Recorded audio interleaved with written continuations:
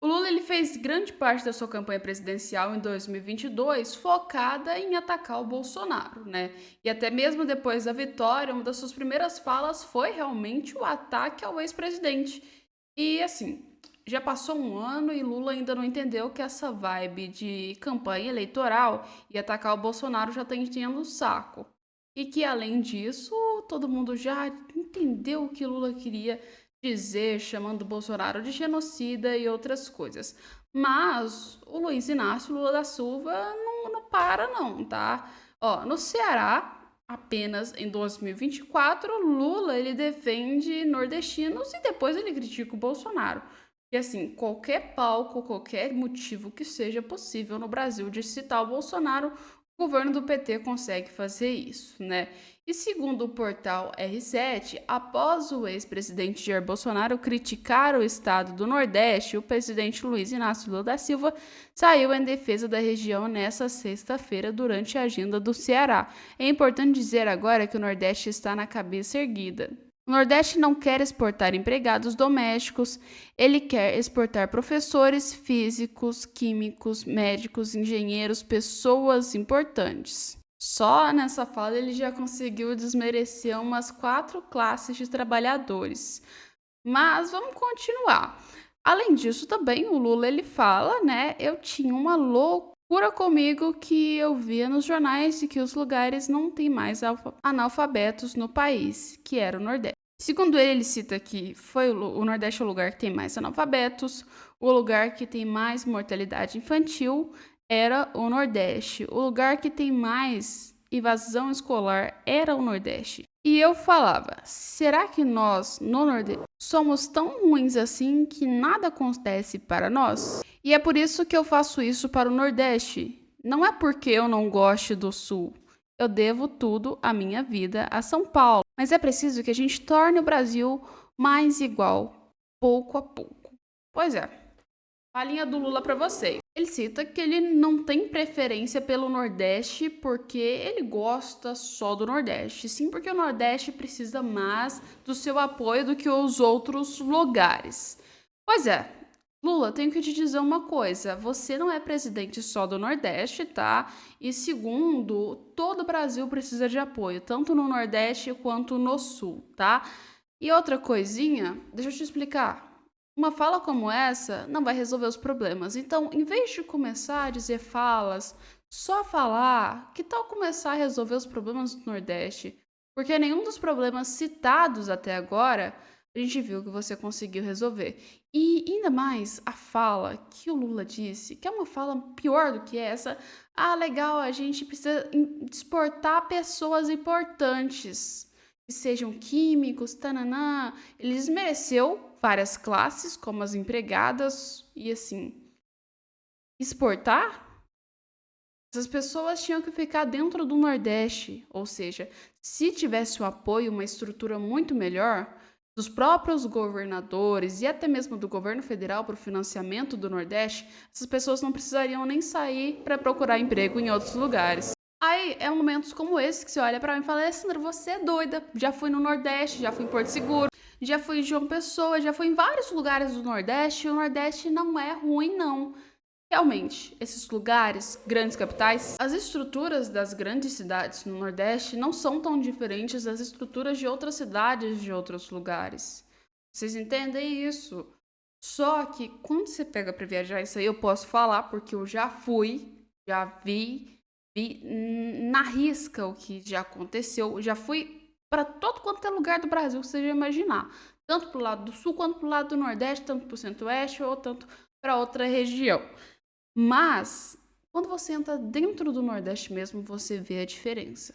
Você vê o quanto a situação e o governo não financia, não dá apoio, não faz ajuda alguma, nenhuma. E eu sei, se você for nordestino e está assistindo esse vídeo, você sabe também do que eu tô falando, que o governo nunca deu ajuda ao Nordeste. Ah, fizemos alguns programinhas lá, legal, beleza, mas nunca chegou a quantidade de programas necessários que precisavam ser feitos para que o Nordeste alavancasse. Nunca. Olha, o governo de, por exemplo, o governo federal, ele poderia ter feito uma das medidas que a gente pode dizer, Tinha o governo de Israel, cara. Israel estava há pouco tempo atrás ligada com o Brasil, ajudou o Brasil em Brumadinho, fez aquelas ajudas. E lá em Israel, eles conseguiram arrumar um sistema de tirar água do deserto, para vocês terem noção. O governo, se quisesse ajudar o Nordeste com a questão de seca, poderia entrar em contato com o governo de Israel, falar: explica como é que você fez, colega. Implementa no Nordeste. Você já ia ver uma melhora muito mais. São programas simples, programas que assim não necessitam de grana exorbitante para você fazer. São programas que são viáveis, são programas que precisam, que as pessoas precisam. E o governo não dá esse apoio. E aliás, não é só na parte do Nordeste, não, tá? Para quem acha, tem gente que. Tem gente, tá? Tô falando que é todo mundo, mas tem gente que acha que o Nordeste é o lugar mais pobre do Brasil. O Nordeste é um dos lugares que ninguém quer ir. É só pobreza, gente. Não é assim, não, tá? O Nordeste tem lugares ótimos e muito ricos. Tem lugares também que a gente tem pobreza, mas da mesma forma do Sul. O Sul também tem lugares que são ótimos, são lindos, mas também tem lugares que tem pobreza. Ou seja, ambos os dois lados precisam de ajuda do governo federal. Só que as ajudas e as medidas são diferentes, tá bom? Então, resumindo, você chega, o Nordeste é uma implementação totalmente diferente, a gente tem uma vegetação diferente, a gente tem um povo que tem uma cultura diferente. E o Sul é a mesma coisa, uma cultura diferente, uma vegetação diferente, um sistema diferente. Mesmo sendo o mesmo país, as culturas são bastante grandes no Brasil. Ou seja, o governo Lula, se ele quer realmente ajudar, não tem essa de ajudar só um, não. Ajuda todo mundo e ajuda, porque você tipo assim, você é o presidente de um país, do país inteiro. Você não é presidente de uma região só. E além disso também, vamos lembrar, temos que olhar para os dois lados, tá? Teve uma briga imensa entre o Sul e o Nordeste há pouco tempo atrás, que tava aí uma galera maior caos, né? Mas todos os lados têm que ser olhados quando a gente fala da questão de organização e financiamento. Dentro do Brasil inteiro. Tem lugar que é ótimo dentro do Brasil, tem lugar que é ruim dentro do Brasil. Isso aí é o país como um todo. Mas vamos trocar de assunto, que a gente está enrolando demais nesse assunto com vocês, né? E, aliás, quero saber o comentário de vocês. O que vocês acham? O Nordeste realmente precisa de mais ajuda? O Sul precisa de mais ajuda? O que precisa de ajuda? Você concorda comigo que o Brasil inteiro tem seus problemas e que esses problemas têm que ser olhados como um todo? Ou você acha que é igual o Lula? Faz aí que prefere um, só que na verdade você acaba humilhando os próprios que você disse que prefere na sua própria fala. Pois é. E falando de humilhação, né? das Outra eleições. pessoa que não concordou foi aí, né, o Waka, que meio olhou pro Lula e falou: colega, você não tá muito bem, não. Deixa eu te explicar uma coisa. Pois é, assim que vocês vão entender.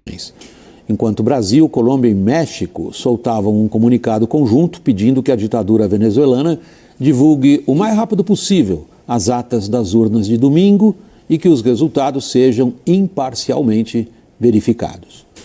Até agora, o ditador Nicolás Maduro só não publicou as atas porque não quis, e ninguém sabe como seria uma verificação imparcial, dado o fato de que todas as instituições que lidam com eleições no país são dominadas inteiramente pelo regime chavista. A situação criada por Maduro superou o velho esquema esquerda versus direita. Reflete hoje um outro tipo de rachadura internacional. Pois o que se entende que está em jogo em escala planetária e é exemplificado na Venezuela é a defesa de valores democráticos contra aqueles que querem sufocar a oposição e governar pela força. A crise venezuelana é uma crise em torno de respeitar ou não valores universais de direitos humanos e liberdades civis. Mas, ao tratar a questão como um problema de esquerdistas amigos enfrentando direitistas inimigos, o governo Lula III está colocando o Brasil do lado errado da história. Os Estados Unidos reconheceram hoje o candidato da oposição na Venezuela como vencedor das eleições. Enquanto Brasil, Colômbia e México soltavam um comunicado conjunto pedindo que a ditadura venezuelana divulgue o mais rápido possível as atas das urnas de domingo e que os resultados sejam imparcialmente. Vocês viram, né? Os Estados Unidos já reconheceu. Os Estados Unidos tem um governo de esquerda, mas reconheceu. Vários países que têm governo de esquerdas reconheceram essas eleições. Só que alguns países Possivelmente, vamos dizer, Colômbia, México e Brasil, os mais conhecidos quando se fala de narcotráfico, resolveram fingir que não estão coniventes, né? Que estão esperando uma ata, que estão esperando alguma coisa. Resolveram não falar tanto sobre a Venezuela, esconder os fatos do que está acontecendo na Venezuela, porque provavelmente ou então são inocentes ou então são coniventes com o regime de Nicolás Maduro. E todo mundo sabe disso, né?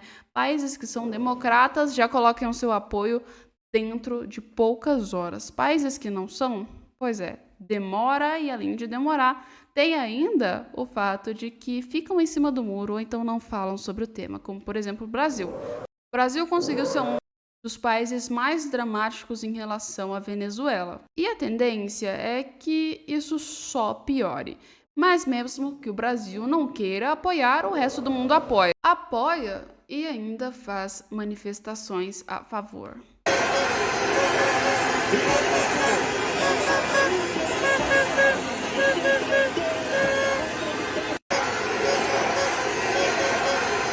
Vocês estão vendo, gente, as manifestações que estão acontecendo. A gente está vendo uma rebelião mundial, entre aspas, contra o Nicolás Maduro. Várias pessoas e vários venezuelanos que estão espalhados no mundo estão se unindo de suas áreas, aliás, para fazer essa manifestação contra o governo de Nicolás Maduro, ou seja, um governo ditatorial e autoritário. E já que a gente citou governo autoritário, governo ditatorial e governo conivente, a gente tem o fato de que a Rússia é um dos que entram no top 10 de ditaduras. Pois é, galera. E aliás, Putin já tá aí já foi, na verdade, condenado pelo TPI, né? Agora não pode viajar para quase lugar nenhum, mas quem tá lá dentro preso tem que ser entregue, pelo menos os norte-americanos. Dá uma olhada. O Biden e a Kamala, né, eles receberam um repórter do Wall Street Journal libertado em troca dos prisioneiros com a Rússia. Pois é, parece que é da essência de países de regimes extremos manter jornalistas presos, né? Eu acho que isso aí já virou uma coisa de países que não são muito democratas, né? A gente sabe da Venezuela, a gente sabe do Brasil, mas a gente sabe da Venezuela, da Rússia, mas tem outro que tá aí no nome, né, gente? Põe o nome de vocês aí, põe o nome. Qual o outro país que é considerado uma ditadura, ou às vezes não é considerado uma ditadura, mas que gosta de prender jornalista? Põe aí o nome de outros países. Eu citei só 2, mas tem vários, e tem vários, tem vários.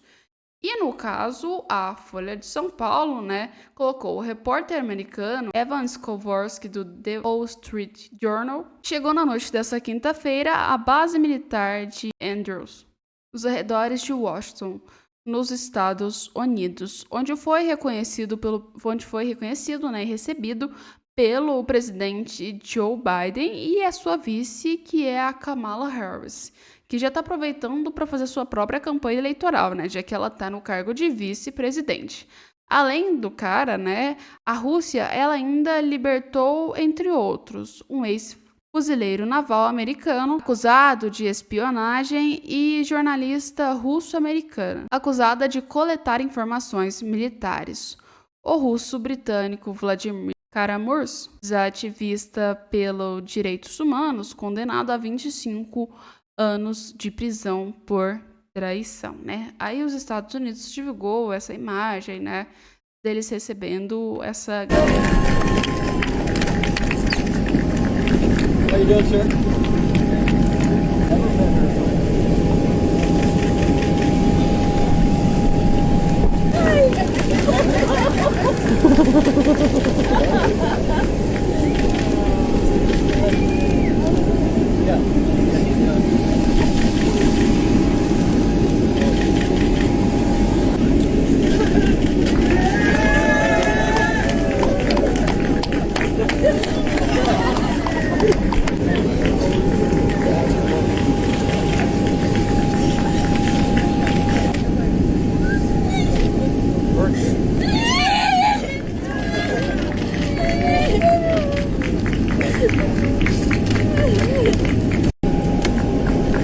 Viram, né, as imagens da Kamala Harris e o Biden recebendo essas pessoas. E o governo russo faz essas atrocidades claramente. Um governo que, assim, não tem nada de democrático. Pois é mesmo. Mas a Kamala Harris ainda usa os fatos como uma estratégia de campanha, porque como ela já está na vice-presidência mesmo, ela tem alguns privilégios de um vice-presidente e que podem ajudar ela com certeza numa campanha eleitoral. Mas será que contra Donald Trump isso ajuda? Porque algumas matérias colocam que ela já superou o Donald Trump. Pois é, vocês acham que isso é uma verdade ou isso é uma mentira descarada? Kamala Harris se consolida numericamente à frente de Trump.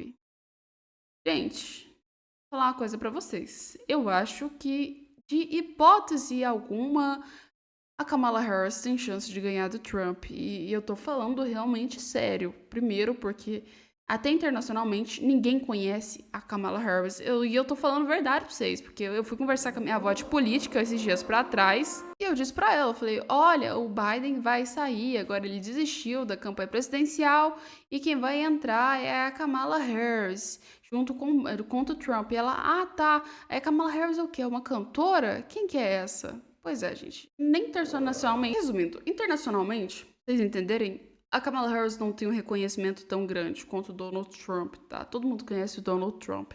E nos Estados Unidos, principalmente depois do que aconteceu, né? Vamos dizer, com as Olimpíadas Francesas e o repúdio das pessoas pela própria ideologia woke, a Kamala Harris, cada vez, na minha visão, mais ela se torna menos impopular se você for seguir essa lógica. Não era para ela estar com a popularidade maior do que o Donald Trump. Ou seja, e como que ela consegue ganhar de Donald Trump em poucas horas, em poucos minutos, em pouco tempo? A mulher chegou, vou te falar, na metade da campanha presidencial, gente. E olha os dados, ela chegou na metade da campanha presidencial, já estão falando que ela tá ganhando do Trump em quase tudo. E isso não é meio suspeito para vocês, não? E para mim, eu acredito que isso aí tá meio errado, essas matérias, não é mesmo? Pois é, o Poder 360 divulgou essas notícias que foram feitas, né? E, na minha visão, eu acho que o Donald Trump tem mais chance do que a Kamala Harris. Mas, se o jornal tá falando, a gente traz a informação para vocês. Segundo o Poder 360, a pré-candidata do Partido Democrata à Casa Branca, Kamala Harris, apareceu no terceiro recentes pesquisas de intenção de voto numericamente à frente do possível rival do Partido Republicano, o ex-presidente Donald Trump. Lembre-se sempre, pode ter uma margem de erro. Então eles colocam considerando a margem de erro, no entanto, a vice-presidente dos Estados Unidos está empatada com o adversário. Mas as sondagens de agora mostram um cenário diferente de Joe Biden do Partido Democrata enfrentado. Pois é, sempre o jornal coloca uma margem de erro. Então, resumindo, segundo os próprios jornais americanos, que normalmente repassam depois essas informações pros jornais brasileiros, tá? Dizem que a Kamala Harris está na frente do Donald Trump. Mesmo, lembre-se disso, mesmo depois de criar pautas apoiando, né, o aborto, apoiando a própria patifaria que foi o governo de Nicolás Maduro, tá? E, além disso tudo, né, pautas de imigração, porque a gente considera que os Estados Unidos é uma das coisas que eles menos querem ver os americanos agora. São, então, as faladas pautas de imigração. E, provavelmente, isso pode ser que não seja tão legal assim e pode atrapalhar até mesmo para que a Kamala Harris entrasse. Mas, na verdade, parece que está ajudando ela. Ou será que a mídia e o sistema que está ajudando a Kamala Harris a colocar-se tão grande assim no seu pleito eleitoral? Porque, com certeza, de ideologia e falar com o povo, Donald Trump tem muito mais, tato do que a Kamala Harris, né? E ao contrário do que todo mundo espera, Também, internacionalmente, acredito que o Donald Trump seja melhor do que a Kamala Harris, porque pelo menos ele não vira na cara do presidente de um país que está em guerra e diz que vai apoiar o seu rival. Isso para mim já é sucesso 100% de chance, porque se a pessoa vir e falar uma coisa dessa, provavelmente para ser presidente dos Estados Unidos não dá, né? Porque aí é perder um básico da diplomacia. Mas põe nos comentários. O que vocês acham? Põe aí e a gente já volta com vídeo para vocês daqui a pouco. Estamos sempre trazendo conteúdos, então um beijo e até daqui a pouco.